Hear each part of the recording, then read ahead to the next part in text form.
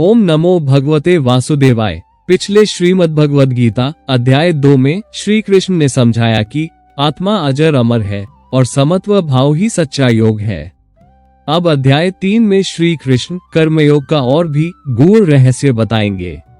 अर्जुन श्री कृष्ण से कहता है, हे जनार्दन, आप कभी ज्ञान की प्रशंसा करते हैं और कभी कर्म की।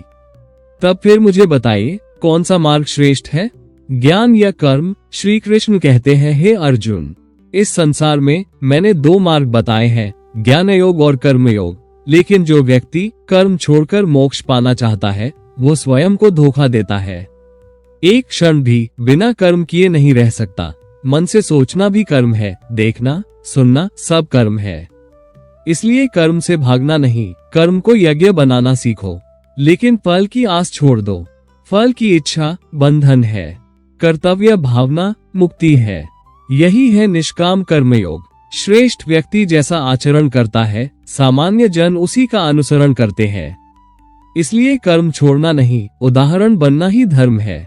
हे अर्जुन, मेरे लिए इस संसार में कुछ भी अप्राप्त नहीं है, फिर भी मैं कर्म करता हूँ, क्योंकि कर्म से ही सृष्टि चलती है। काम और क्रोध मनुष्य के सबसे बड़े शत्रु है।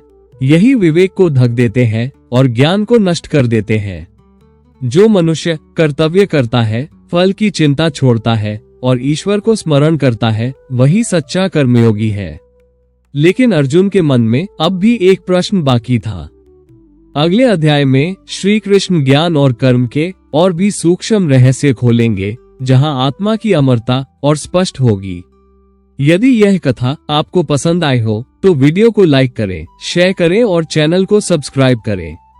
जय श्री कृष्ण। हरे कृष्ण कृष्ण कृष्ण हरे हरे।